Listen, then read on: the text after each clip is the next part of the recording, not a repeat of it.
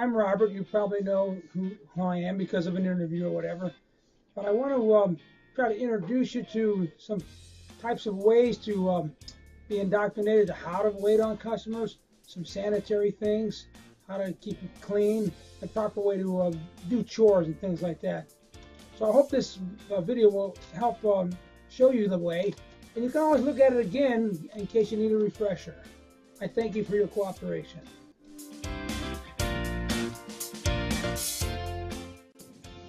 I'm going to go over a procedure about when you come to work and clocking in.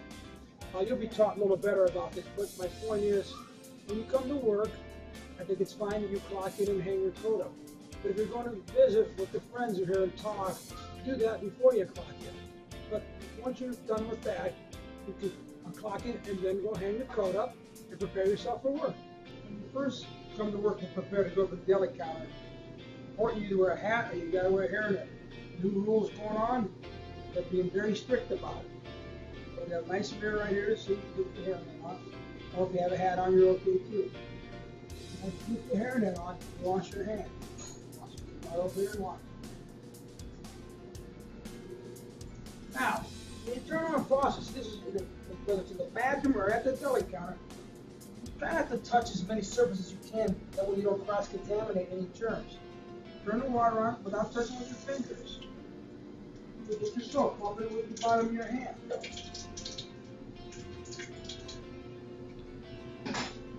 When you turn the water off, don't use your fingers, use the back of your hands. You just shake it off a little bit.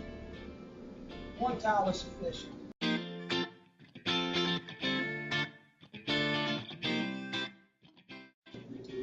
When you first greet the customer, a lot of times we use numbers to call them, and they go by the numbers, but a lot of times they'll just walk up and you want to greet them like friendly, like you want to see them.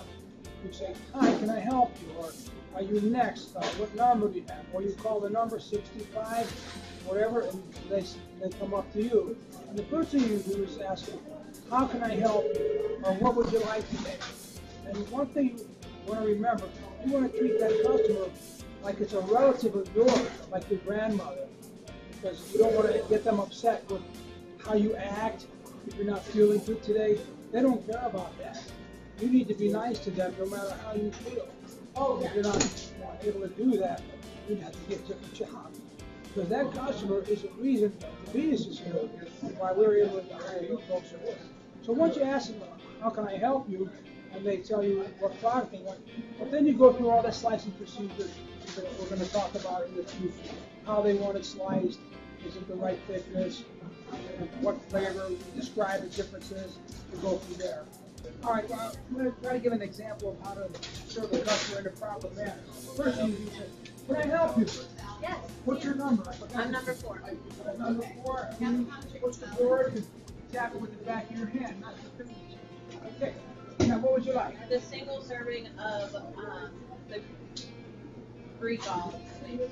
The one with the hot seats or the No plain? hot seeds, the plain one.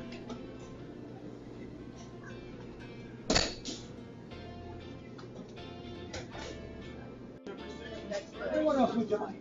That's it. All right, thank you very much. Have a good day. Always greet and treat and say goodbye like it's your grandmother or your mother, not somebody that you don't want to serve. They want you to feel like you're happy to serve them, so always present it that way.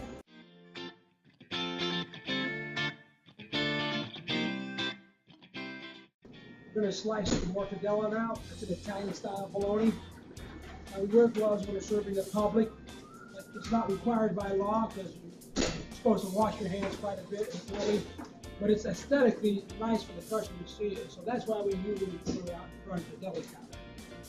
Mortadella is usually like you slice it. It's very thin, so I'm going to show you about how we want it. And when you start a slicer, it's completely shut. There's no power going.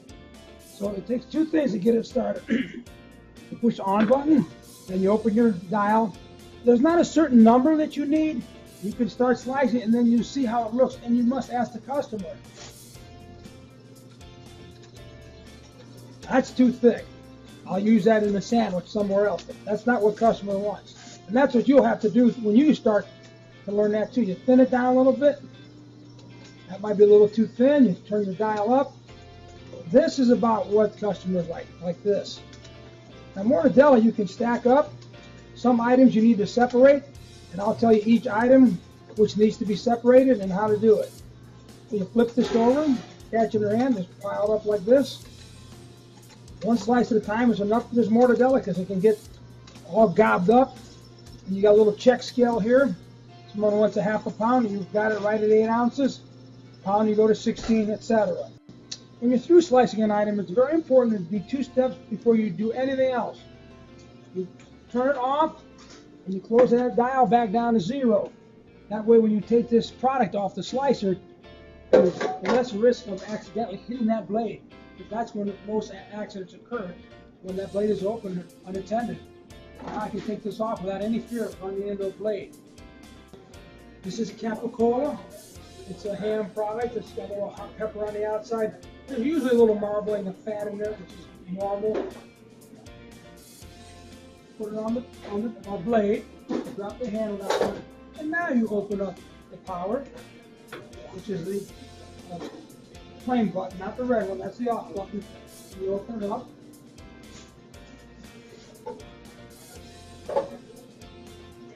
Sometimes you get a crooked slice when you first start. That's probably okay, but if it's too crooked, we'll use it for subs. Now, capicola is an item I like to spread in cold paper.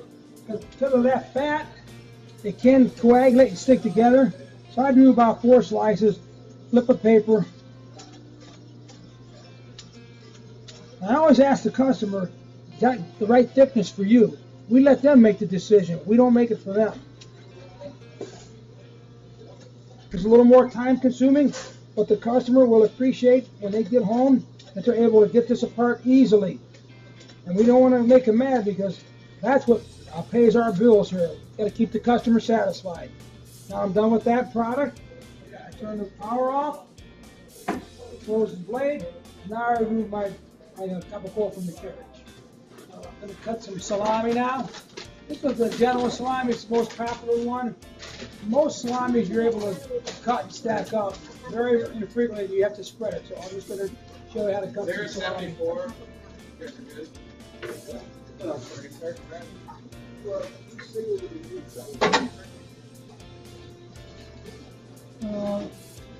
Is that slice okay for him? See what he says. My customer's actually buying that right now. Perfect. All right, see, I asked the customer, he said this is the right thickness, so we're going to continue. He needs a half a pound.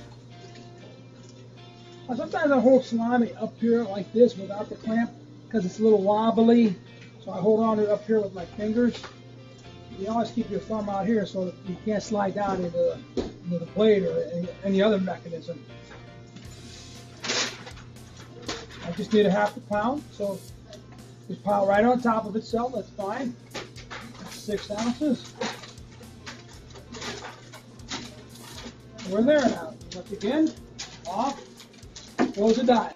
Yeah. Now that Genoa salami was a rather broad diameter. Most salamis are like that. We do have some narrower salamis. You need to put a clamp on there like this. Yeah. This actually has teeth in it, so you can stick it into the meat too if you need to. A lot of times I catch this more narrow diameter salami in the cups like this. I like to put a plastic down so the meat doesn't go right on the paper because the moisture can make that paper disintegrate. Oh, I gotta open it up. That's kind of a heavy slice. I'm going to make this a little thinner. Most people like it. And then you can just let it fall right into this cup like this. You don't have to stack this one straight up because it's a narrow diameter. Just move your boat around a little bit so it's like spreading out as you slice it. And when the piece gets small enough, move the clamp to the top of it so you can push down on it.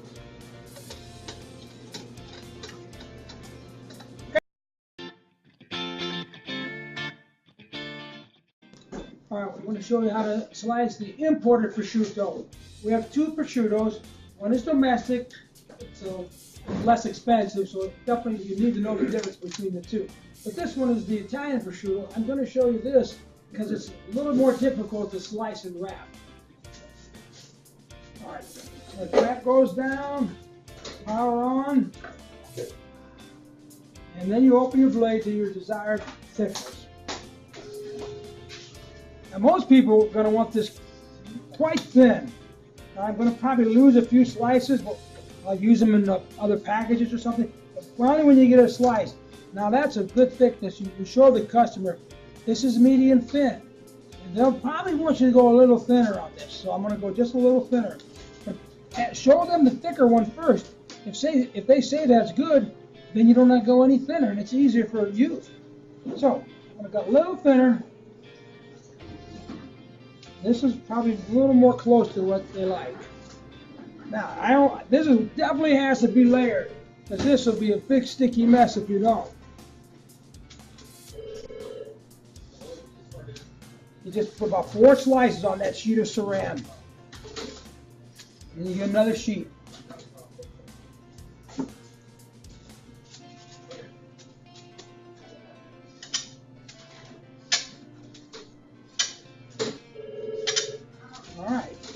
Looks good. You'll put another saran on top of that, but right now we're back to our turn off position. Power off, dial close, take the product off, put it back in the counter. This is a turkey product. We have several varieties of turkey. You'll learn more about that. This one is low sodium turkey. It's the least salty turkey we have if the customer asks. Put the product on the carriage. You drop the guard on it. Power on. Turn your dial to an estimated opening.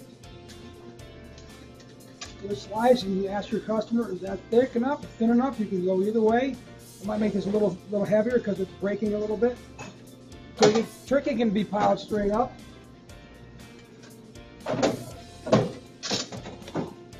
And you get the right quantity. This is about 1/4 pound, 4 ounces, a little over, but that's great. And then again, power off. Close the dial before you take the product off. I'm going to tell you that every time. You're going to hear it a lot. You're going to remember. This item is our roast beef, and our roast beef is generally quite rare. So occasionally there'll be a little leakage of meat juices in there. I like to change that bag when I see that develop. So I'm going to take this bag off and toss it out. When I'm done with this, I'll put it in a new bag.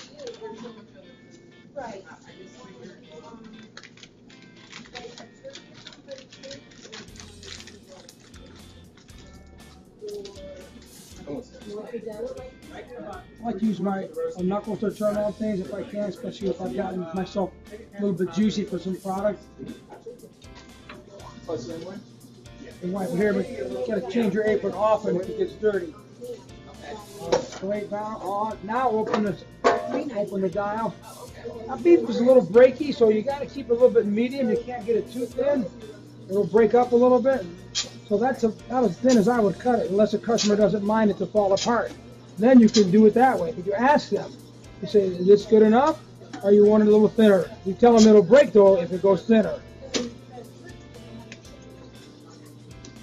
All right. Procedure is off, close dial, then take the product off. We're going to show how to slice cheese. We have quite a few different kinds of cheese. Some of them are really firm and hard. You can stack them up. Some of the ones that are softer, they must be spread out in paper between layers. And we're going to show you those differences. Right now I'm going to slice one of the cheeses that's firm, provolone. We also have Swiss that's firm. There's a few others that are firm that you're allowed to stack. We'll just go over one type only, and it's the same procedure with all the cheeses that are firm. And you'll learn which ones are firm and not as you get more involved with serving customers. Same procedure on the cheese as the meat. In the hopper, on, then open your thickness.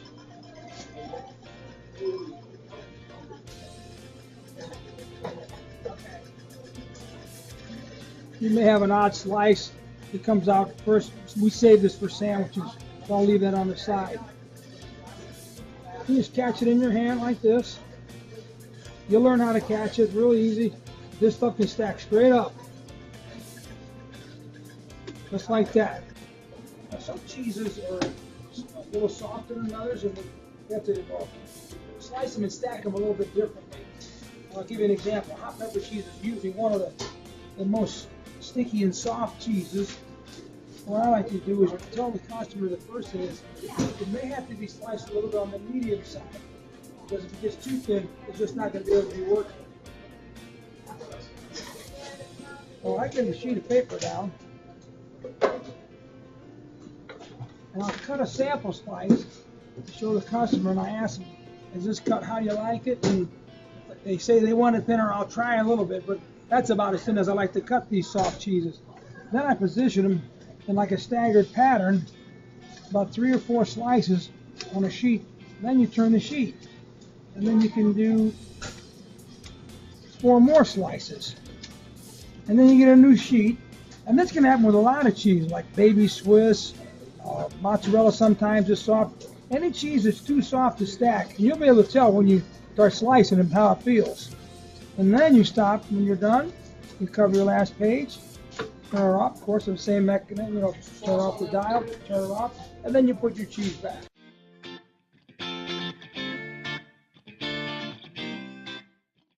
We're going to make some subs now. We have the large subs and the small subs. I'm going to demonstrate how to make subs on the big sub one. First thing, make sure your hands have been washed clean, get a nice clean apron. Knives are sharp. We have to keep our hand on top of the bun. Draw the knife back and forth. It's better to draw it back and forth many times instead of dragging the knife through the bread, because you will tear the bread. So you just pass it back and forth. Not too much pressure on there. You'll be able to tell if it's a nice progression or not.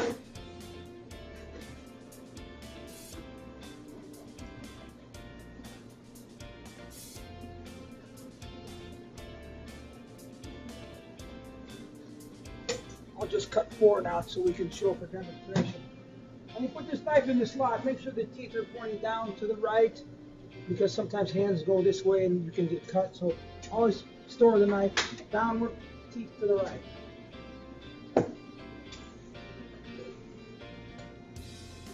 We put the lids to the back on these large subs. The first thing we put on is hard salami. Generally it takes 6 slices. If the slices happen to be a little smaller, put a 7th one on. Always better to err on the side of too much for the customer, because they'll never complain that there's too much meat on their sub. Never had anybody come in and tell me that yet.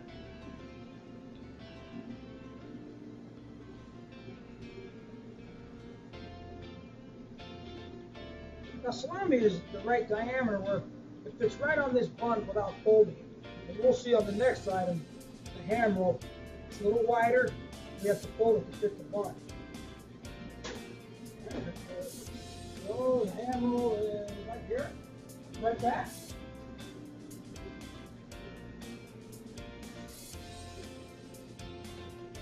Now ham roll is a little wider, and we don't want to hang it over the edge of the bun, because then when you go to put it in the bag, it kind of drags the meat out of the bun and it gets a little messy looking. So you have to fold that ham roll a little bit on the edge. You want the meat to go side to side on that bun. You don't want to fold it in the middle like that. Then all the meat's in the middle and then side is dry. So you want to fold that so it covers most of the bun. And you alternate the slices, because if you have all the fat side on one side, such as this, then all the meat's over here. This way it's kind of more equally distributed. So every bite is just as luscious as the last. 6 of these are also recommended. Again, if they're too small or a little thin, feel free to put an extra one on there.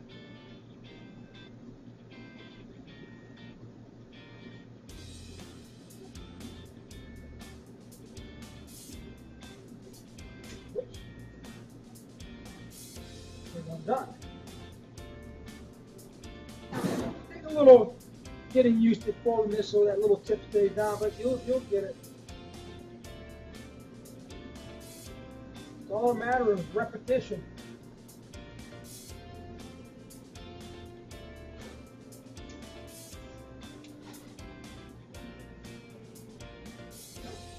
Now we're going to do the boiled ham. This is generally 4 slices. We fold it in half. I guess that would be called the short way. Once again, alternating the slices so you don't get one side of the sandwich too heavy. Too thick is another way to put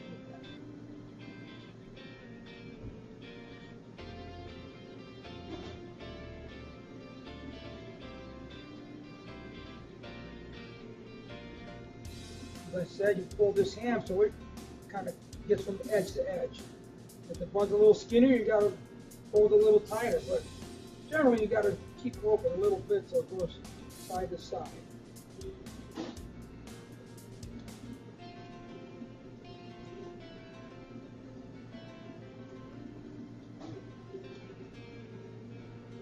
Last item is going to be provolone. I have some ready here. Provolone gets 4 slices. I like to fold this the opposite way of the ham. Keeps the sandwich level. This needs to be folded because you can see that's just too wide for the bun. It's got to be folded. Also making sure you go from side to side on that bun coverage.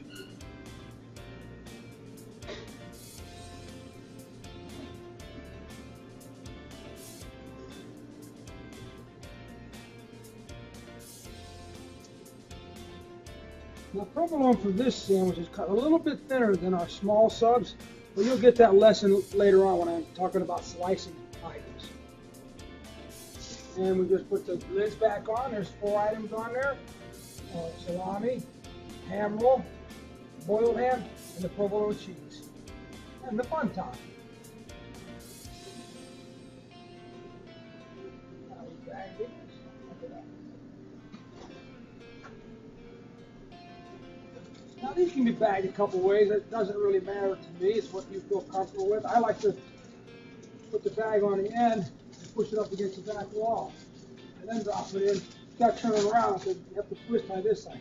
But you can also bag this way if you make sure you have an apron on because the sandwich will hit your tummy. And you don't want any debris from your shirt going on the sub or any sub going on your shirt. Put it on from the back. Pull the bag towards you. Either way is fine. I prefer pushing this away from me. Get the bag, little tip goes over the edge so I get started. I just think it's easier, but I'm not a strict enforcer on it. Whatever works for you.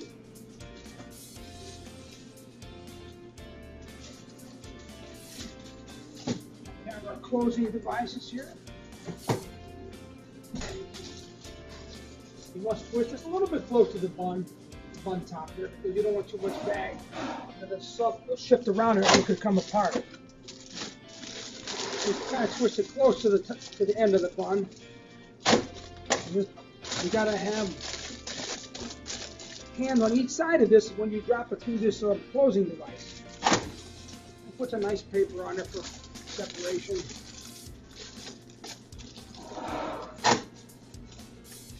Now we just got to make another 90 of these and we're going to be good for this day. All we have to do is print labels and put them on. And that's making supersized subs. We're going to wrap some sausage at this time. We have 3 varieties, which we'll learn more about later. But they're always packed in either a 2-pound pack or a 1-pound pack. And then back here, as long as your hands are washed clean, you don't need gloves. I'm just going to cut a couple packages. We cut a piece that weighs about 1 pound. Usually has a better scissor. I make a couple packs so you can see the procedure. Just like that. And I'm going to do 1 2-pounder. Kind of get the feel of it after a while. You'll get the feel where to cut for 2 pounds and 1 pound.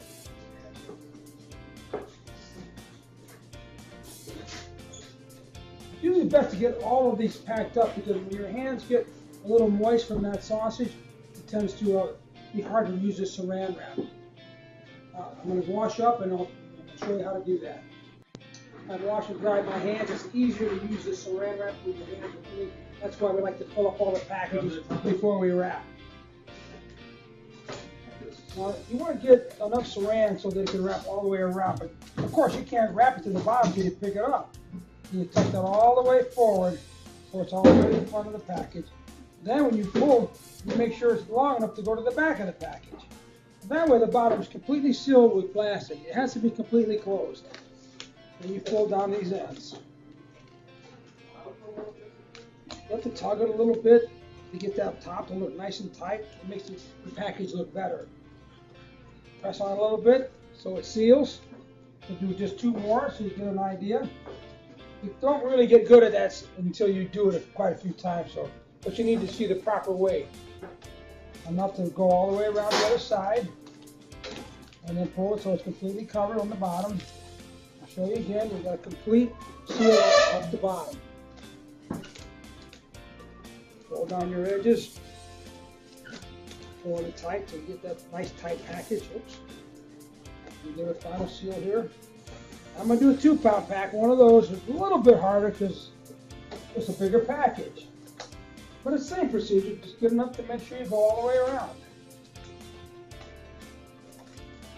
You kind of pull this tight. If you pull it tight when you're doing this here, it makes the package nice and tight.